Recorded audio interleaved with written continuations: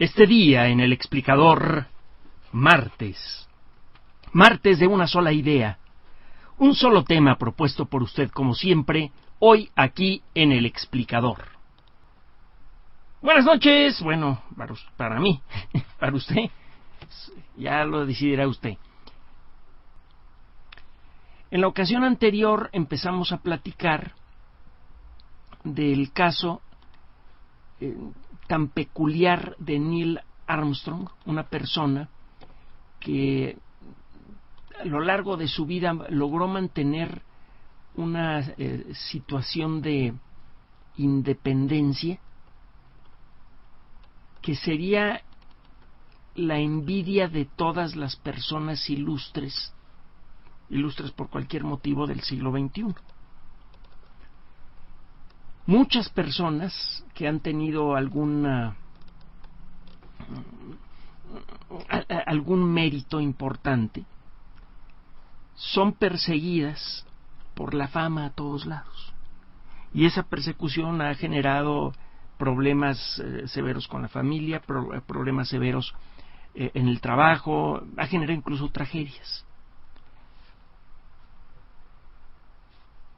La persona que representó y que protagonizó en su parte más visible la aventura de exploración con mucho más grande de toda la historia, el primer ser humano en pisar la luna, logró mantener un perfil prácticamente invisible.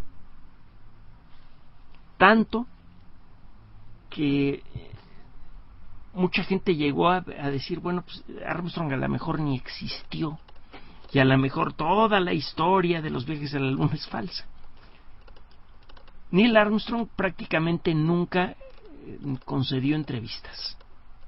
Solamente al final de su vida, hace unos pocos meses, en un par de ocasiones, como que se soltó el cabello y ya dio pie para algunas entrevistas, pero fue algo relativamente raro.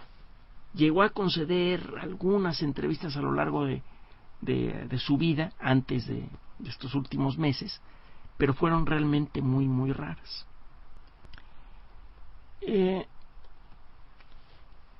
Armstrong tenía varias cualidades además de la sangre fría. Era una persona con un profundo conocimiento técnico de cuestiones de vuelo, conocimiento avanzado, y eso le abrió camino en el mundo de los vuelos de prueba. Y sobre eso estábamos platicando en el programa anterior. Armstrong fue piloto de pruebas y fue una de las pocas personas a las que se le invitó a participar en el programa del X-15, el avión cohete que llegó a establecer el récord máximo de velocidad para un avión con alas lanzado desde tierra y que no iba al espacio. Tengo que hacer toda la aclaración porque si hay un vehículo con alas que llegó a volar más rápido que el X-15, el transportador espacial. Pero pues ese ya no era un avión, era una nave espacial. Cuando se inició la carrera por la Luna, en la década de los 60, la NASA empezó a buscar gente que tuviera experiencia de vuelo y que tuviera además una trayectoria de amplios conocimientos técnicos, de preferencia, y que tuviera un registro de servicio que indicara que tenía la capacidad de resolver crisis graves con la cabeza fría. Entre las personas que fueron seleccionadas para no la primera generación de astronautas, sino para una generación posterior, se encontraba Neil Armstrong.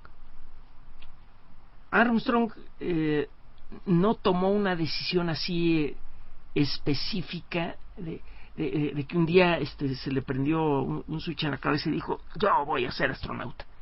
Hubo otras personas que sí tomaron una decisión, que pueden decir en qué momento y en qué lugar decidieron, voy a ser astronauta. Armstrong no pasó por esa etapa. De manera natural, como consecuencia de los buenos resultados que tuvo durante el proyecto X-15, fue invitado a participar en otros proyectos más avanzados. Estaba por ahí el proyecto X-20, que era un avión militar que estaba desarrollando la Boeing diseñado para ir al espacio. La persona que quisiera volar el X-20 sería esencialmente un astronauta, porque estaría frecuentemente rompiendo el límite de lo que oficialmente se considera la frontera del espacio. Armstrong entró al proyecto y por esas fechas el proyecto Apolo, del que se venía hablando desde hacía tiempo, se veía que comenzaba a madurar. Comenzaron a salir los primeros planos, las primeras descripciones de lo que sería el sistema de naves espaciales que llevaría un ser humano a la Luna. De pronto, la comunidad de la gente que se dedicaba a los vuelos de prueba, con algunas excepciones, empezaron a mirar el proyecto Apolo con interés. Entre otras personas, desde luego, se encontraban Armstrong, y sin mucho interés especial envió su solicitud para hacerse astronauta. Llegó una semana tarde. El 1 de junio de 1962 era la fecha límite para entregar las solicitudes, y la de Armstrong llegó una semana tarde. Richard Day, que fue una persona que trabajó con Armstrong en esta base aérea Edwards, se dio cuenta que la solicitud de Armstrong había llegado tarde. Dijo, pues este cuate es bueno. Se hizo el tonto, agarró la solicitud de Armstrong, que ya la habían puesto aparte para desecharla, y cuando se distrajo la secretaria la metió en la pila de las solicitudes que se habían llegado a tiempo. Y así es como Armstrong se volvió astronauta. Es una historia que ha sido narrada en varias ocasiones. Y es narrada en la autobiografía oficial de Armstrong, por cierto. Armstrong fue seleccionado en el grupo que debería estar hecho de puros astronautas civiles. A pesar de que Armstrong había tenido un servicio militar distinguido, había participado en la guerra de Corea y había recibido reconocimientos importantes por ello, ya era oficialmente un civil cuando entró al programa de pruebas de la NASA, al programa de vuelos de prueba, que estaba de alguna manera asociado con la NASA. Técnicamente hablando era civil. La NASA había escogido gente que estaba activa en el mundo militar para su primer grupo de 7 astronautas, con la idea de que estas personas, al seguir siendo pilotos militares activos, estarían acostumbrados a enfrentar peligros extraordinarios y estarían mejor preparados mentalmente para volar cápsulas experimentales. Para un grupo posterior de astronautas, en donde lo que se buscaba era pericia técnica, se buscaba gente que desde luego hubiera probado tener la capacidad de enfrentar situaciones difíciles con la cabeza fría, pero que además tuviera conocimientos técnicos y que de preferencia fueran civiles, para tratar de diluir un poco el sabor militarizado de la carrera espacial. Todo esto jugó en favor de Armstrong. Tenía todas las calificaciones técnicas, en su hoja de servicio había evidencia de su capacidad para resolver problemas graves de manera efectiva. Varias personas hablaban bien de Armstrong, gente que trabajaba en la oficina de selección. Está la historia que le acabo de contar. Y bueno, Armstrong fue llamado el 13 de septiembre de 1962 por Slayton, Richard Slayton. Él fue el primer grupo de 7 astronautas que fue seleccionado del mundo militar. Tuvo nada más 6 personas que fueron al espacio. El séptimo, Dick Slayton, como le decían, Dickie Slayton, no pudo ir al espacio porque había en el electrocardiograma que le hacían los doctores un pequeño soplo raro. Con el paso de los años se dieron cuenta que ese soplo en el corazón no afectaba en lo absoluto su capacidad como astronauta, y tiempo después de que se había terminado el proyecto Apolo, que habían ido las últimas naves a la Luna, se le permitió ir al espacio en un proyecto que era una cosa más bien diplomática, lo que se llamaba el Apolo Soyuz, que fue un vuelo de una nave Apolo en órbita terrestre que se unió con una cápsula Soyuz en el espacio. Se quedaron un ratito ahí en el espacio los rusos y los americanos intercambiando fotos y comida y tonterías, y regresaron a la Tierra. Eso fue todo.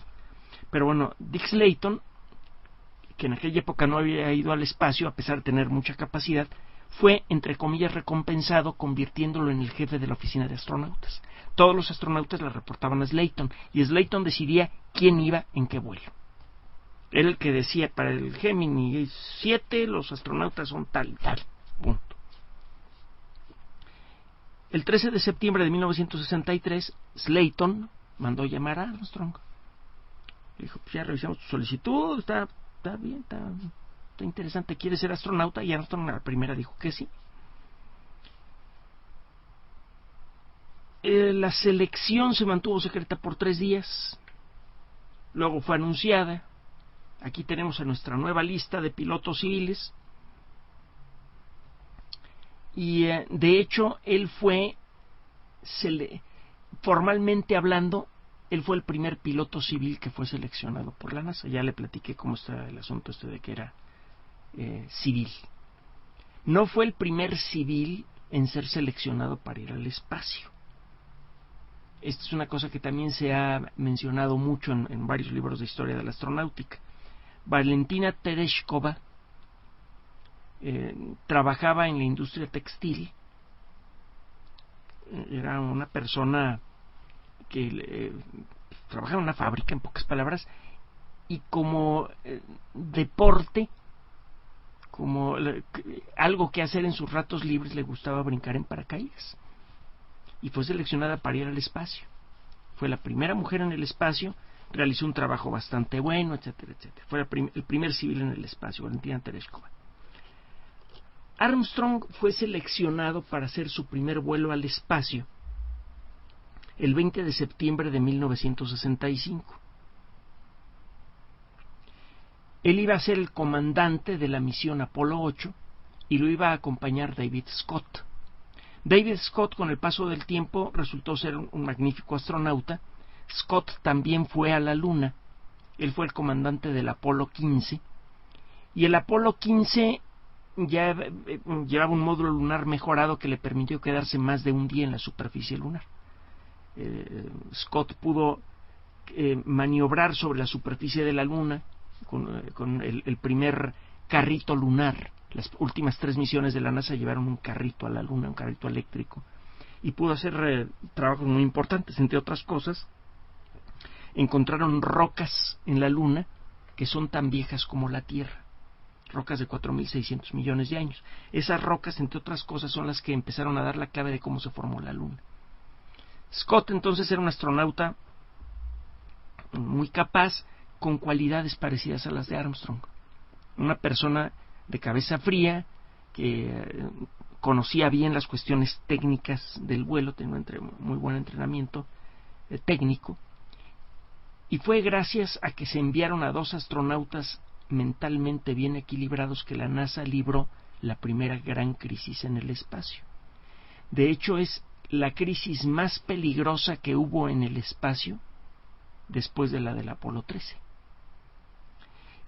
La misión Gemini 8 estaba diseñada para probar uno de los aspectos cruciales del viaje a la Luna.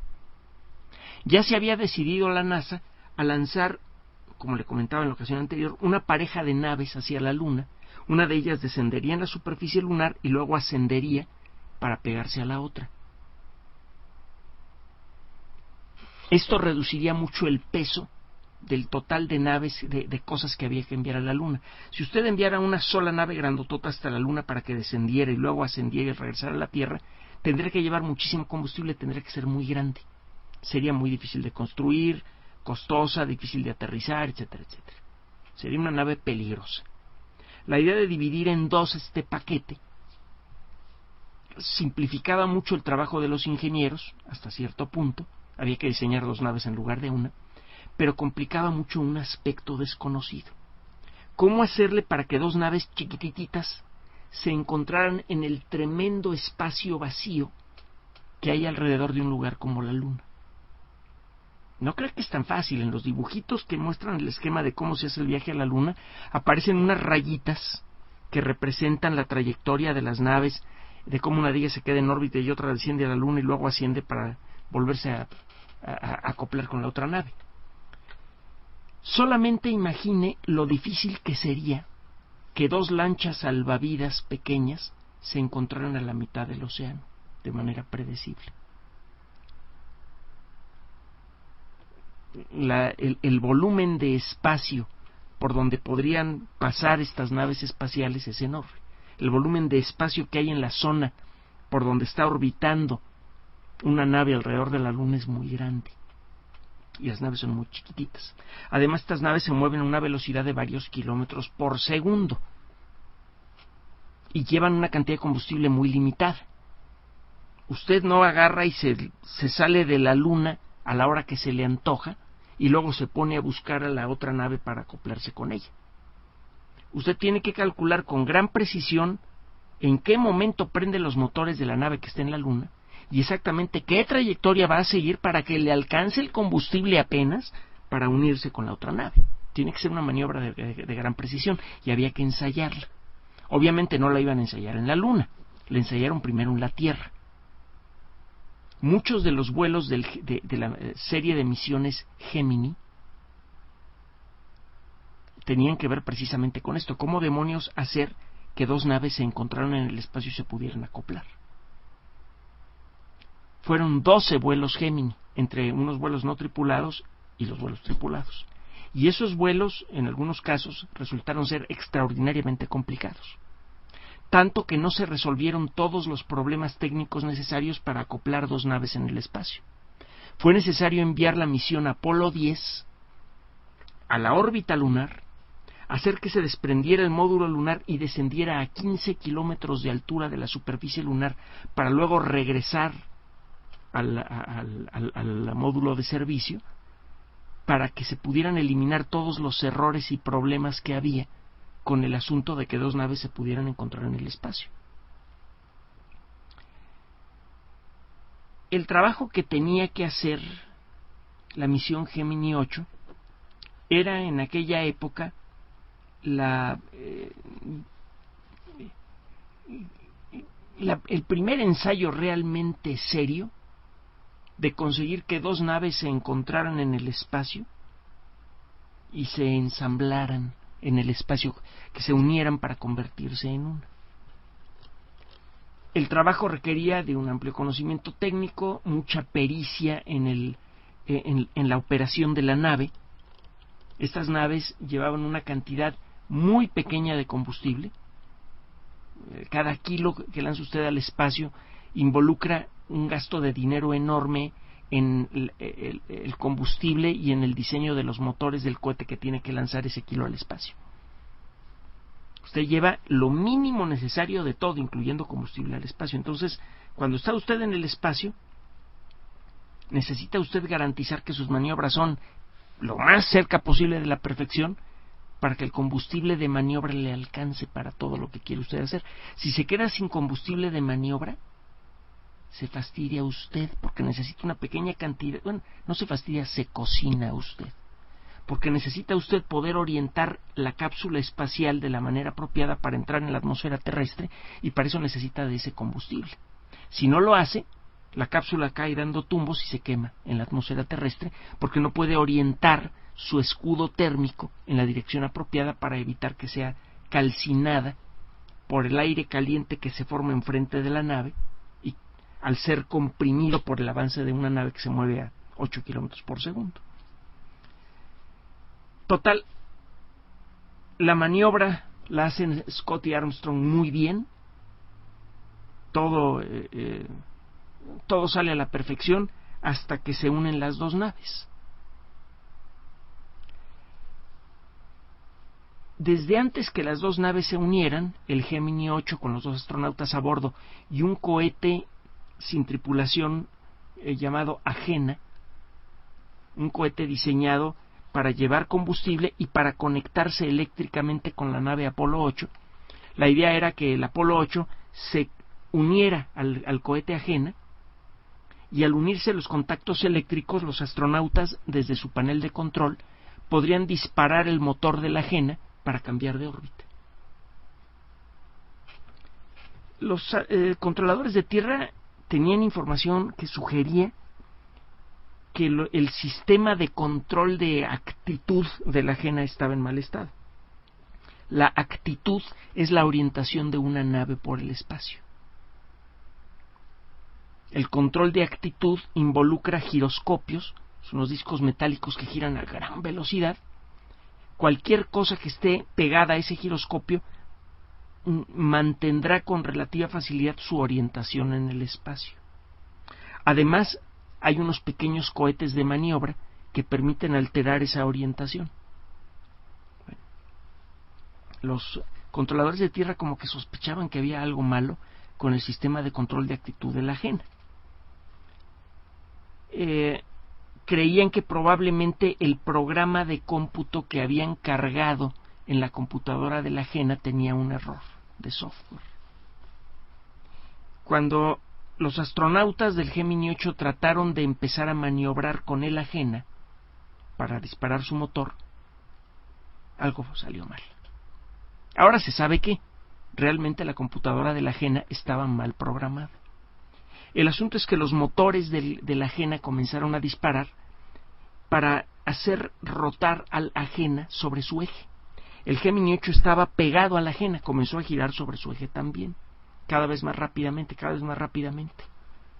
Llegó un momento en el que los astronautas del Apolo 8 corrían el riesgo de quedar completamente incapacitados, incluso de morir.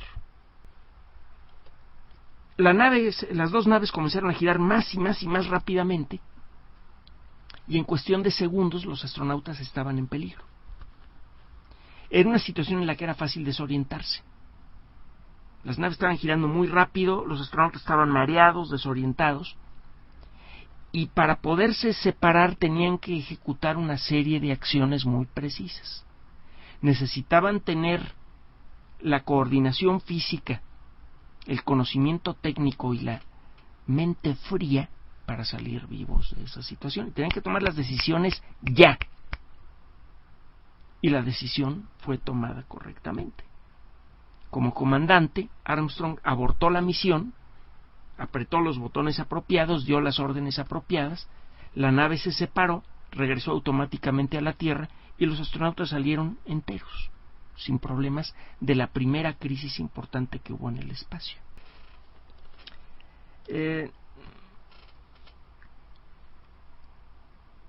Entre las pocas expresiones emotivas que tuvo Armstrong alguna vez en su carrera que fueran vistas por otras personas, Armstrong estaba verdaderamente deprimido y enojado por lo que había pasado.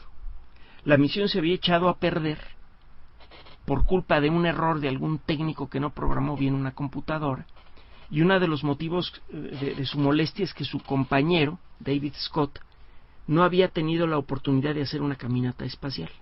Todo el mundo quería hacer caminatas espaciales. Y ¿sabe qué? Todo el mundo quiere hacer una caminata espacial, no me diga que no. Si mágicamente usted pudiera volverse astronauta, a poco no le firmaría a quien fuera un contrato sin ver la letra pequeña en donde le garantizan una caminata espacial.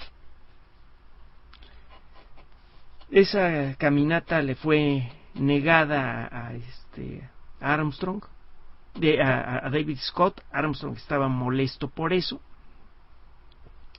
y total que David Scott tuvo que esperarse para hacer su caminata espacial hasta el Apolo 9. En el Apolo 9 él logró hacer una caminata espacial, y su segunda caminata espacial ocurrió desde luego en la Luna, y también la tercera y también la cuarta. Armstrong, por otro lado, hizo una caminata espacial, una solita. Ya sabe usted cuál. Armstrong fue asignado como el reemplazo para el comandante de la misión Gemini 11. No fue necesaria su participación, pero de todas maneras se entrenó para la misión Gemini 11 en caso de que el comandante de la misión no pudiera participar.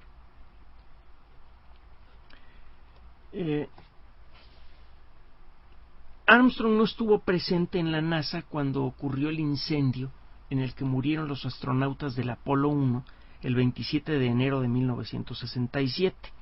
Otros astronautas estaban en el centro espacial cuando esto ocurrió, pero él estaba en compañía de otros astronautas en Washington para ser testigo de honor en la firma del Acuerdo del Espacio Exterior en las Naciones Unidas.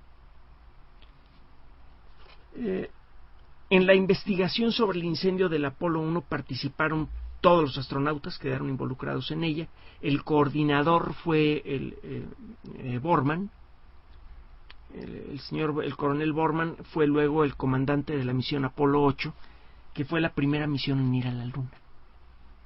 Se acordará usted que la misión Apolo 8, en diciembre de 1968, hizo realidad casi punto por punto lo que decía Julio Verne en su novela. 3 hombres lanzados desde la península de Florida salen a la Luna en un objeto parecido a una bala, dan vueltas alrededor de la Luna, luego disparan una cosa explosiva que los trae de regreso a la Tierra y descienden en el mar. Eran 3 hombres en un objeto parecido a una bala. Le dieron vueltas a la Luna. Salieron de un punto que está como a entre 100 y 150 kilómetros del punto en el que Verne dice que iba a salir la primera misión a la Luna.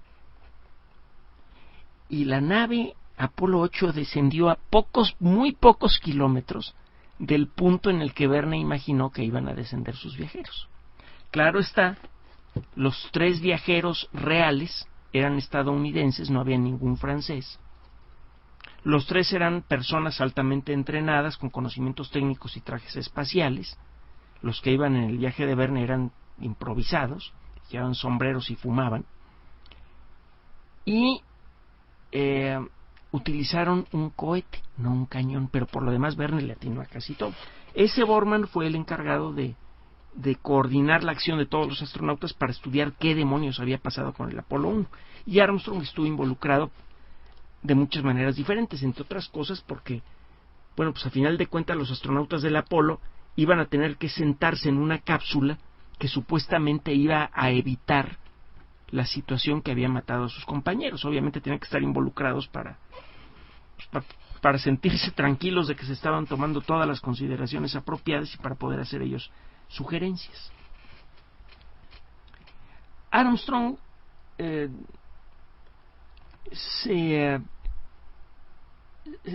siguió involucrado con paciencia en el programa espacial.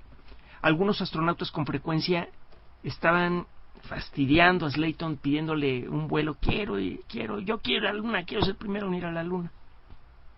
Una de las pocas personas que nunca molestaba, que siempre iba con la misma cara, con una expresión tranquila, a hacer su trabajo, a hacer sus reportes, a entrenarse, etcétera, sin mayor escándalo, era Armstrong. Probablemente eso ya le llamó la atención a Slayton.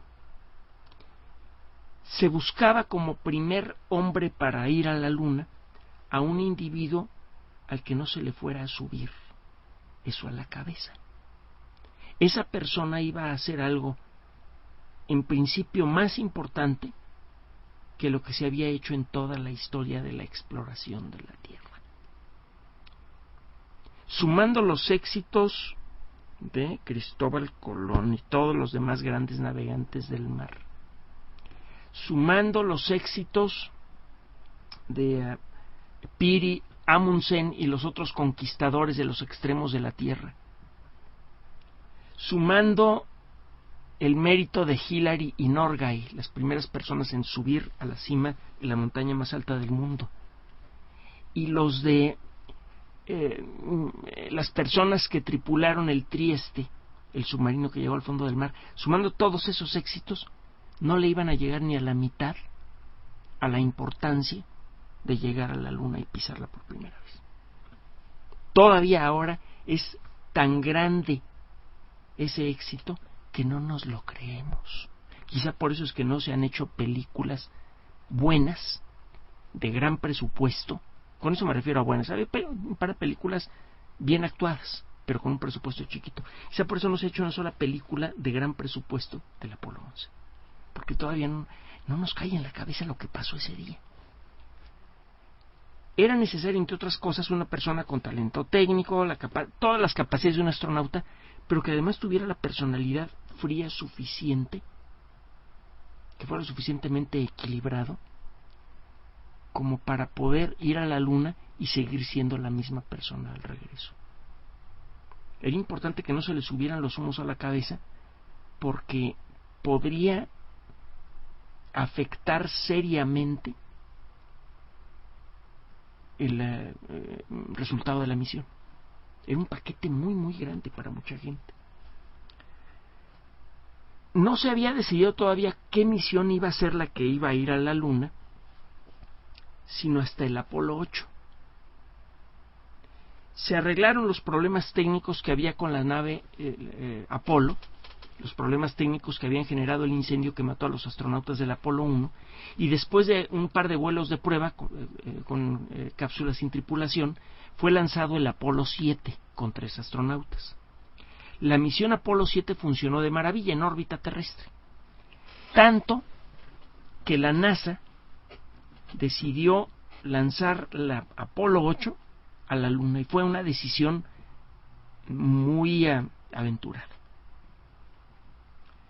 El Apolo 7 fue lanzado en un cohete relativamente pequeño, el Saturno 1B, cohete de buen tamaño, 50 metros de altura, mucho combustible, etcétera, pero era un enano en relación al Saturno 5. El Saturno 5 fue un cohete de 111 metros de altura, tan potente que llevaba la misma cantidad de energía que una bomba atómica mediana. Tanto que la distancia mínima de seguridad para observar un lanzamiento de un Saturno 5 tenía que ser de 5 kilómetros. En lugar de hacer un vuelo de prueba en órbita terrestre del Saturno 5, para empezar a cumplir con la oferta que hizo el presidente Kennedy a los Estados Unidos, ya se estaba acabando el tiempo, estaba cerca del final de 1968, la NASA decidió hacer un vuelo orbital a la Luna, sin descender en la superficie lunar, pero cuando menos entrar en órbita lunar y regresar.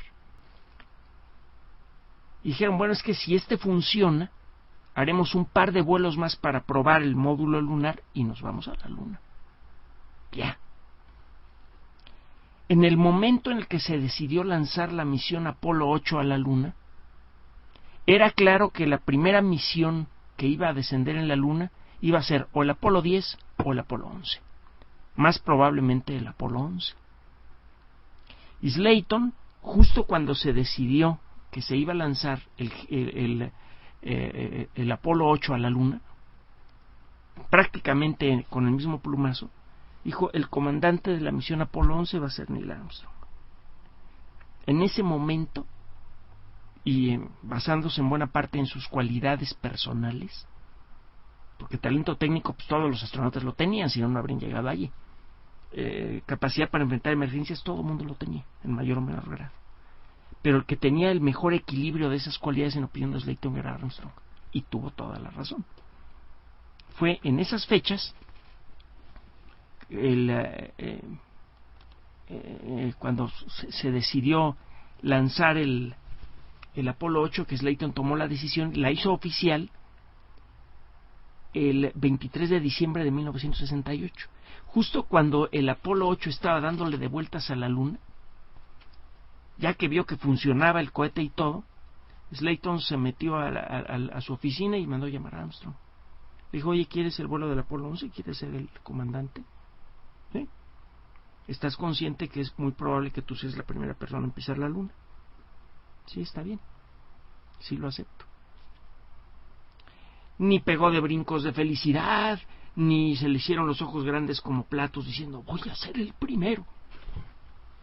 Le estaban ofreciendo el que debería ser el puesto más grande en los libros de historia de la exploración humana para siempre. O sea, la primera persona en pisar Marte va a ganarse desde luego un lugar en los libros de historia, pero el primer ser humano en pisar otro cuerpo diferente a la Tierra, es como Hillary y Norgay, los primeros en pisar la cima del monte Everest. Todos los que vienen después son segundones. No por capacidad, no por el peligro que representa. Una de cada 5 personas que se sube al Everest no baja, se queda muerta en el camino, muchas veces ni siquiera lo recogen. Es peligrosísimo subirse al Everest. Pero la gloria de ser el primero es inalterable.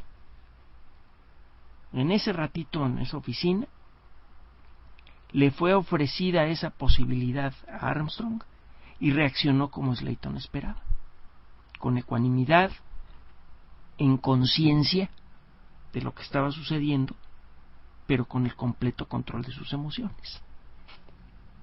Slayton cuenta que eso fue lo que le hizo saber que había tomado la decisión correcta. No fue el talento de Armstrong, no fue su capacidad para resolver crisis, fue la forma en la que aceptó la misión. Yo podría haberle dicho, oye, ¿quieres ir a tomar hamburguesas? Y me habría respondido con el mismo entusiasmo. Y eso es lo que yo estaba buscando.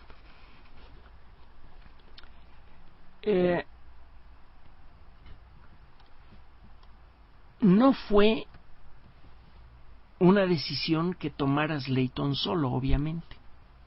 Las grandes personalidades de la NASA, los grandes nombres de la NASA, y se los voy a mencionar, George Low, Robert Gilruth y Christopher Kraft, participaron en esta toma de decisiones. Cada uno de ellos tenía un papel muy importante en los vuelos tripulados. Y uno de ellos, por cierto, Christopher Kraft, tiene un nombre perfecto para una persona que participó en la dirección de vuelos del Centro Espacial Johnson. Él fue el director del Centro Espacial Johnson, que es en donde entrenan los astronautas, en donde se preparan para ir al espacio. Él, en buena parte, era el jefe del jefe de los astronautas. ¿Sabe con qué nombre fue bautizado de chiquito Chris Kraft? Sus papás le pusieron por nombre Cristóbal Colón Kraft. Ese es el nombre de Kraft. Un nombre que, hay que decirlo, todavía disfruta. El señor nació el 28 de febrero de 1924 y está retirado, obviamente, pero todavía anda por ahí. Cristóbal Colón Kraft. Bueno, esas personas son las que participaron en escoger al Cristóbal Colón del espacio. Neil Alden Armstrong. Bueno, y lo dijeron claramente, este hombre no tiene un ego superinflado y tiene todos los demás talentos, es la persona apropiada. Se empezó a discutir cuál era el mecanismo para decidir si Armstrong o Aldrin tendrían que ser los primeros hombres en la Luna. Aldrin estaba terco, tengo que ser yo. Incluso armó algunos berrinches que fueron presentados en algunas películas. En el History Channel fue presentada una película con buenos actores pero con bajo presupuesto que narra esa historia.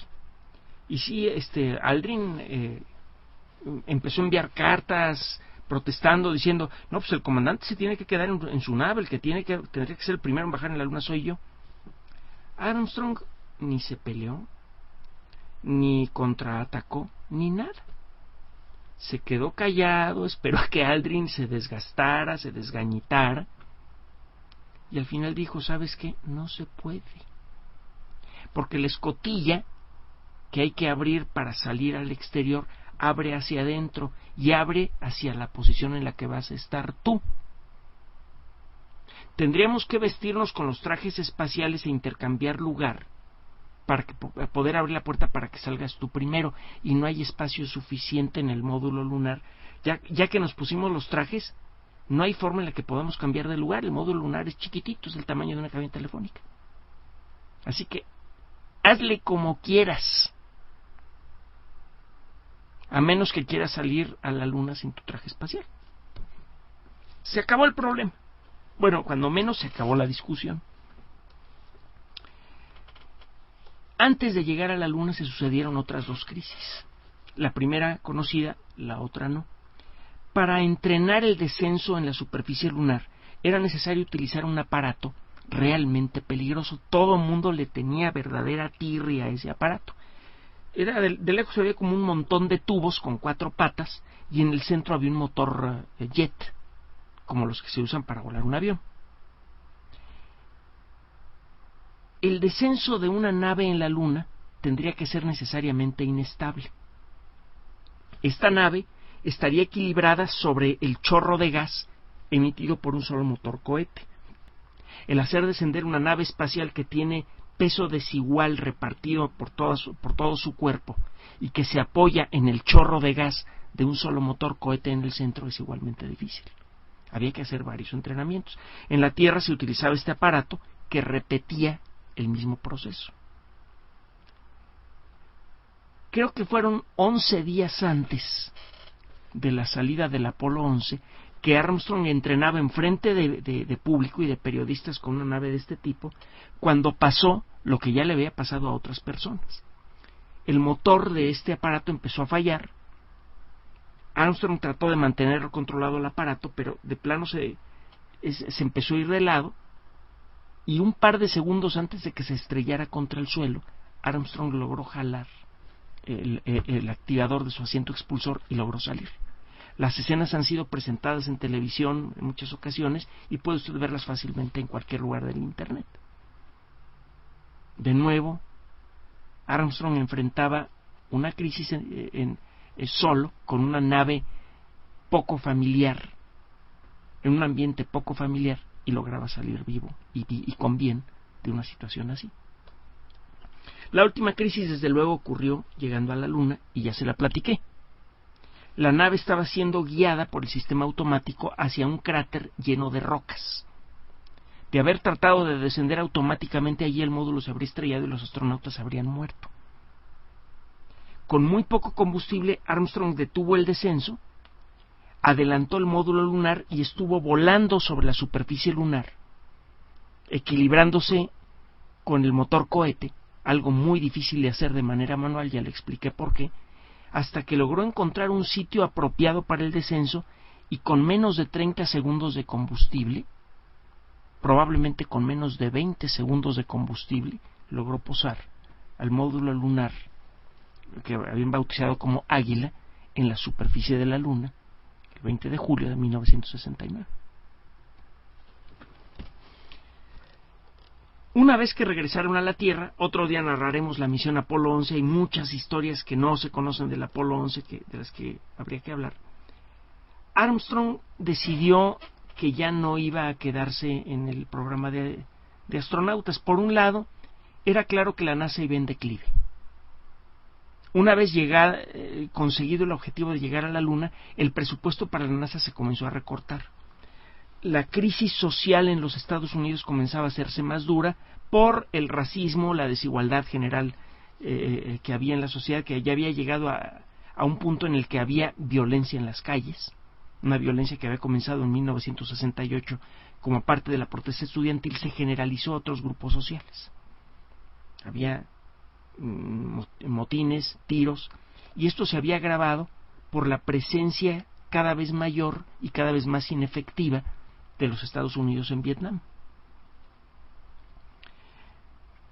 Empezó a descender la cantidad de dinero para la NASA, y total que Armstrong empezó a ver que no había futuro allí.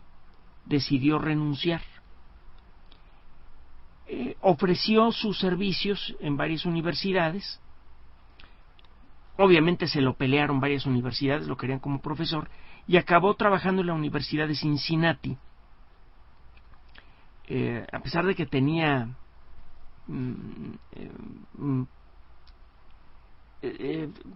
ofertas de muchas otras universidades buenas, eligió la Universidad de Cincinnati porque tenía un departamento espacial pequeño.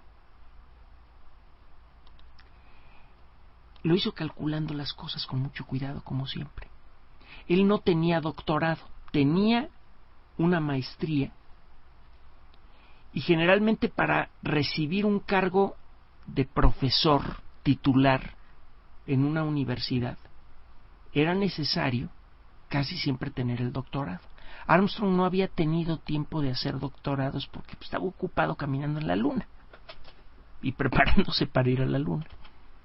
Entonces dijo, a ver, ¿en qué universidad voy a tener menos problemas? Si me voy a una universidad muy grande, pues sí me van a recibir bien al principio y todo, pero va a haber un montón de envidias, porque voy a llegar yo con un grado académico menor que toda la gente con la que voy a trabajar, y yo voy a tener plaza en esa universidad, y los otros a lo mejor no, a lo mejor van a tener nada más un puesto que se renueva cada año, y que así como lo renuevan, igual no se lo renuevan.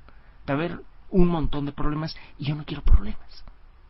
En cambio, esta universidad, la de Cincinnati, tiene un departamento muy chiquito. Voy a trabajar con 3 o 4 personas más. Va a ser un ambiente más cordial, va a ser más fácil trabajar ahí. Incluso para eso era calculador, y acertó. Logró trabajar allí durante un buen tiempo. Trabajó 8 años. Al final de esos 8 años decidió renunciar. Ya estaba cerca de su retiro. Pero bueno, no crean que se retiró por completo de todas las actividades. Él participó en la investigación del accidente que sufrió el Apolo 13 y fue invitado a trabajar como consultor en varias compañías. Trabajó, entre otras cosas, para United Airlines, para la corporación Eaton, para Thiokol, Morton Thiokol, para Learjet. Llegó a ganar una cantidad importante de dinero, y además era bueno para invertir el dinero. Después de eso llegó a ser invitado a participar en la política. Él no quiso hacerlo. Otros astronautas sí se volvieron políticos, entre ellos Harrison Schmitt, que pisó la Luna como miembro del Apolo 17. De hecho, fue el único científico hecho y derecho, geólogo, que pisó la Luna.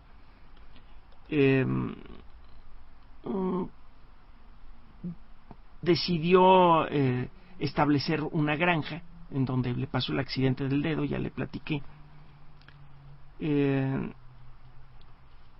Ya en la década de los 90 empezó a tener algunos problemas cardíacos.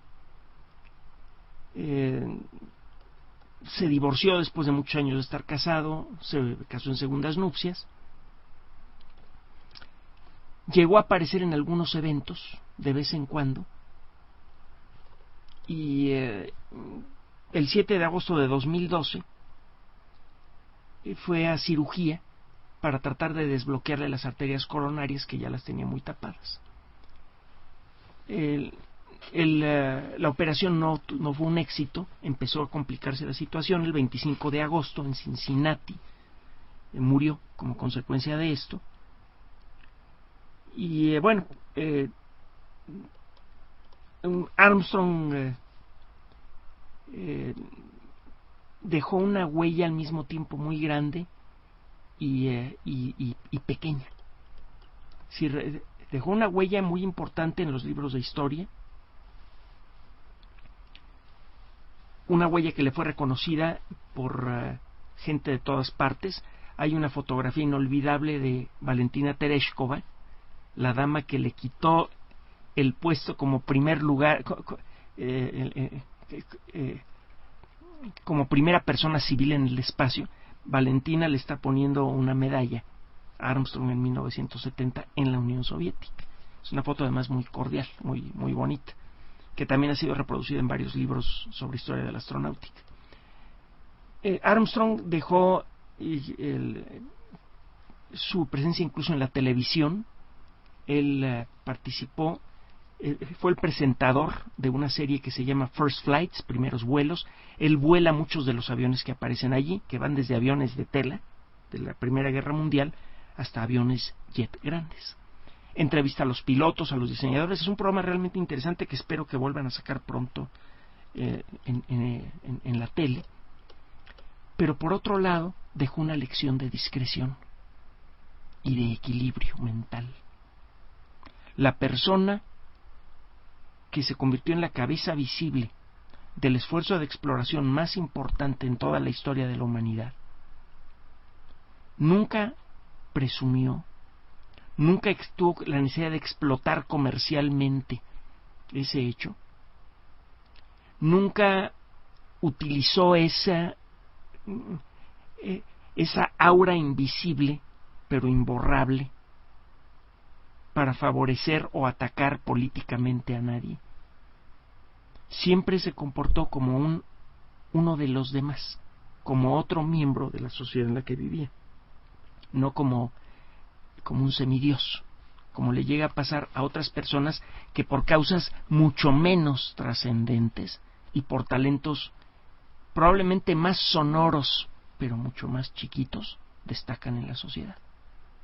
Es una lección de la que bien podríamos seguir aprendiendo ahora, ya que él ya no sigue entre los vivos. Bien valdría la pena que usted busque la autobiografía autorizada de Neil Armstrong.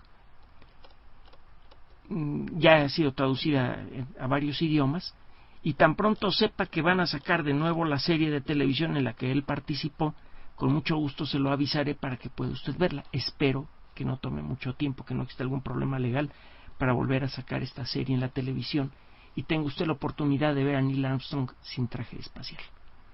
Gracias por su atención. Recuerde elexplicador@yahoo.com.mx, en Twitter Enrique-Ganem, en Facebook Enrique Ganem sitio oficial.